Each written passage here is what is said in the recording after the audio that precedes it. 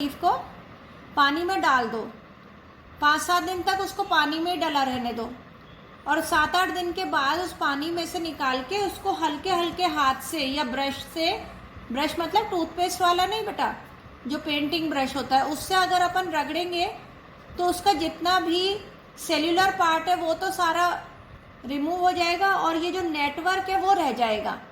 बिल्कुल आप उसके आर पार देख सकते हो, तो वो बिल्कुल बहुत फाइन नेटवर्क होता है। कई लोगों के जो शादी के कार्ड आते हैं ना, उस पर भी वो पीपल का एक पत्ता बना हुआ रहता है जिसपे वो गणेश जी को बिठा के रखते हैं। तो वो बेटा नेटवर्क जो स्ट्रक्चर है वो रेटिकुलेट है। डाइकॉट प्लांट्स का कैरेक्टरिस्टिक फीचर होता है बेटा, 9th क्लास में अगर आप लोगों ने पढ़ा हो कि how we can differentiate between the dicot and the monocot, तो dicot have the reticulate venation. Parallel venation की अगर मैं लीफ बनाती हूँ तो सिंपली पैरेलल विनेशन में लीफ में ये इस तरह से, जैसे ये सपोज लीफ है तो ये इसके अंदर विनेशन इस तरह जाएगा। बस आपने केले के पत्ते भी देखे होंगे, आपने मक्का मेज का पत्ता भी देखा होगा, या ये तो मुझे 100% श्योर है वीट का तो सबने देख रखी है लीफ, क्योंकि जब होली आती है तो हम सबके घर में वो गेहूं के बाल आती है बेटा, सब लेके आते हैं, तो वो गेहूं की जब बाल आती है लंबी लंबी, उनके साथ में उनकी लीफ भी होती है, तो उसमें जो विनेशन होता है that is called as the parallel venation. तो सिंपली हम इसको देखते हैं कि what is the reticulate venation and which is the parallel venation. तो first reticulate venation. Now, in the reticulate venation, what is it? पहले पॉइंट किस में मिलता है? It is found in dicot plant. किस में मिलता है बेटा? Dicot plants में मिलता है। Second, it forms a network-like. It forms a network-like structure. कैसा स्ट्रक्चर बनाता है बेटा? ये नेटवर्क के जैसा स्ट्रक्चर बनाता है। अब रेटिकुलेट विनेशन को हम फर्दर डिवाइड कर सकते हैं, तो the reticulate venation can be further divided into, तो इसमें सिंपली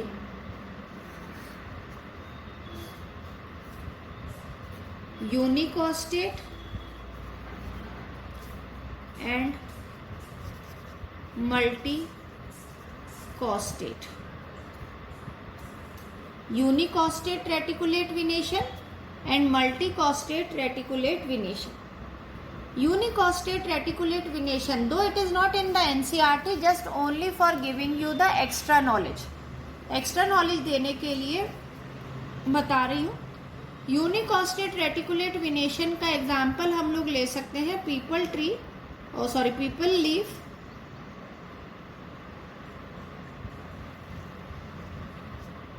कि एक ही मिडरिब है, उस मिडरिब से इस तरह से वेन्स अराइज होती हैं बेटा, और इन वेन्स में फिर फर्दर नेटवर्क बनता है लाइक दिस। ओके, ये कंप्लीट पूरे में हो जाएगा। तो this is called as unicostate reticulate venation. Next अगर अपन लोग देखें मल्टीकोस्टेट रेटिकुलेट विनेशन, तो इसका एग्जाम्पल अगर आप लोगों ने देख रखा है बेटा, बेर जिजीपस, उसका बॉटनिकल नेम होता है जिजीपस,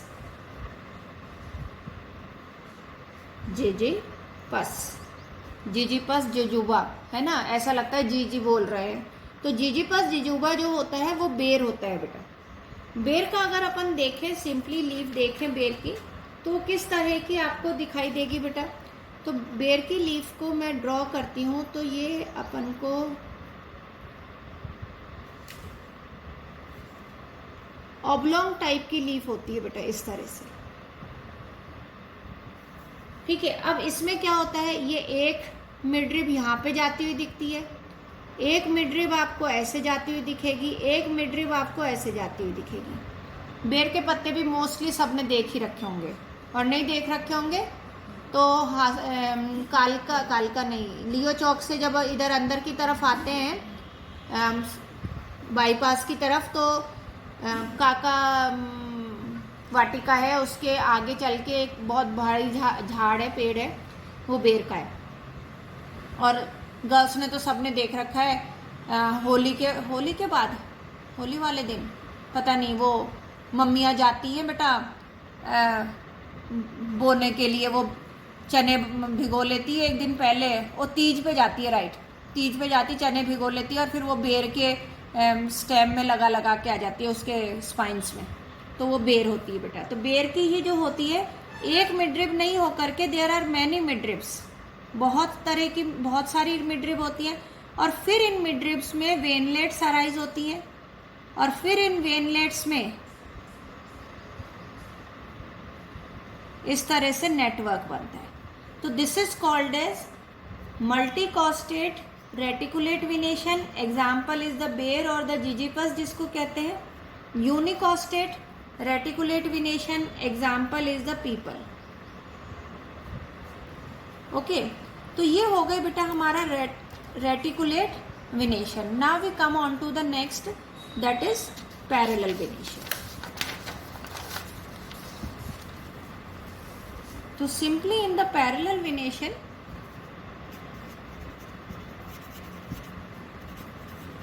पैरेलल विनेशन को भी बेटा we can divide into two category. जैसे हमने रेटिकुलेट विनेशन को दो में डिवाइड करा, ऐसे ही पैरेलल विनेशन को भी हम दो में डिवाइड करेंगे। पहला, पैरेलल विनेशन में यूनिकॉस्टेट, बिल्कुल सेम उसी तरह रेटिकुलेट में भी यूनिकॉस्टेट था, पैरेलल में भी यूनिकॉस्टेट है, और मल्टीकॉस्टेट। नाउ यूनिकॉस्टेट का अगर अपन एग्जांपल लेते हैं, तो यूनिकॉस्टेट का स्ट्रक्चर अगर मैं ड्रॉ करूं, तो I will just draw the structure of banana tree, banana plant. Banana का पत्ता अगर आप लोग देखते हो तो ऑलमोस्ट चौड़ा सा होता है, और फिर ये आगे जाके थोड़ा सा इस तरह का होता है बेटा, सबने देख रखा है बनाना का। अब इस बनाना ट्री में ये तो हो गया बेटा यूनिकॉस्टेट, मतलब सिंगल मिडरिब, और पैरेलल विनेशन होना है, तो अब पैरेलल जो निकलेंगी वेन्स, वो एक दूसरे के पैरेलल यानी मिडरिब से परपेंडिकुलर निकलेंगी इस तरह से। कोई नेटवर्क नहीं बना रही हैं, all veins are parallel to each other, they are not meeting with each other, एक दूसरे के साथ में कोई भी मीट नहीं कर रही हैं। तो इस तरह के स्ट्रक्चर को हम कहते हैं बेटा यूनिकॉस्टेट। यूनिकॉस्टेट इसलिए बिकॉज सिंगल मिडरिब है, और पैरेलल क्योंकि ये वेन्स जो हैं वो पैरेलल है। Example is the banana. If I will take a multicostate structure, तो मल्टीकॉस्टेट में मैं आप लोगों को we can take the structure of the wheat. Wheat की लीफ अगर अपन ड्रॉ करते हैं,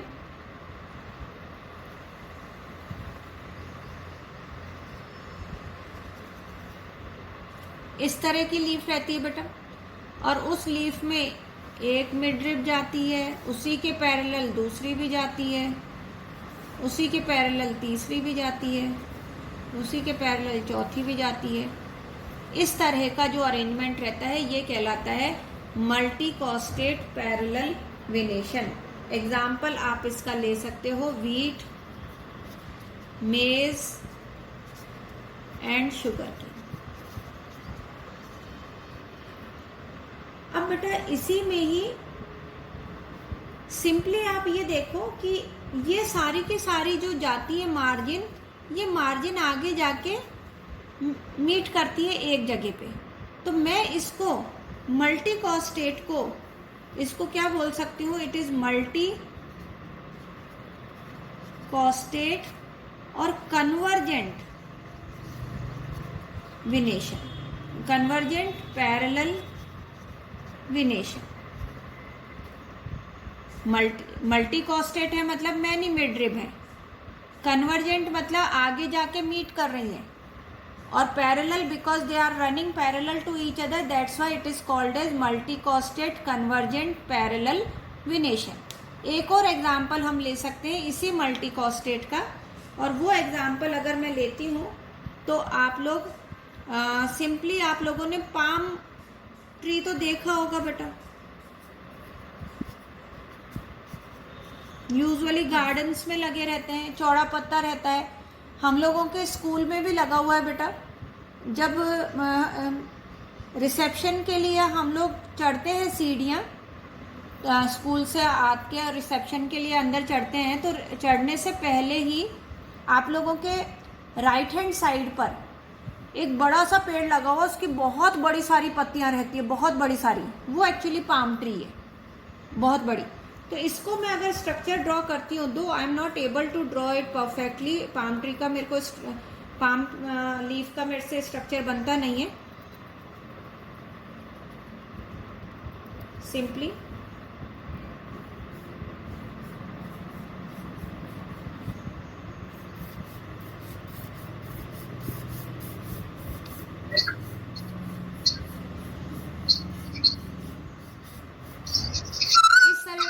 रहता है बेटा।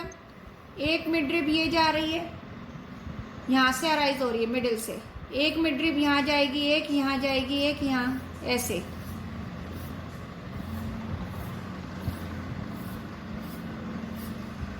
मूविंग लाइक दिस मैन, इस तरह से मूव करती जाएंगी ये पूरा। तो जब इस तरह का स्ट्रक्चर ड्रॉ होगा तो ये बेटा पैरेलल है सारी एक दूसरे के, मल्टीकॉस्टेट हैं क्योंकि मैनी मिडरिब है, लेकिन कोई भी आपस में मीट नहीं कर रही हैं। They are arising from one point and radiating in the different direction. उसके लिए आप लोगों ने 10th क्लास में अभी पढ़ के आए हो फिजिक्स में, कन्वर्जेंट लेंस, डाइवर्जेंट लेंस पढ़ रखा है ना बेटा। तो ये डाइवर्ज कर रही हैं, एक पॉइंट से अराइज होके अलग अलग डायरेक्शन में जा रही है, तो मैं इसको क्या कह सकती हूँ, इट इज अ मल्टीकॉस्टेट। ठीक है भाई, मल्टीकॉस्टेट मतलब मैनी मिडरिब। फिर मैं कहूँ डाइवर्जेंट, डाइवर्जेंट मतलब they are diverging different different direction में, एंड क्योंकि बिकॉज कहीं नेटवर्क नहीं बना रही है इसलिए ये पैरेलल भी है, और ये इसका अरेंजमेंट है इनका, इसलिए it is called as venation. तो it is multicostate divergent parallel venation. Example is the palm tree, and this is the example of the multicostate. Multicostate multicostate है बेटा, लेकिन कन्वर्जेंट, आगे जाके सब कन्वर्ज हो रही हैं, तो that's why this type of venation is called as multicostate convergent parallel venation. ये मल्टीकॉस्टेट डाइवर्जेंट पैरेलल विनेशन, और ये बेटा यूनिकॉस्टेट पैरेलल विनेशन। तो आज हमने बेटा लीफ का structure, leaf blade, types of leaf blade, arrangement किस तरह से रहता है उसके अंदर, वेन्स और वेनलेट्स का, तो विनेशन करा है। Now tomorrow we will do further, that is the phyllotaxy, कि how the leaves are arrange. Okay बेटा।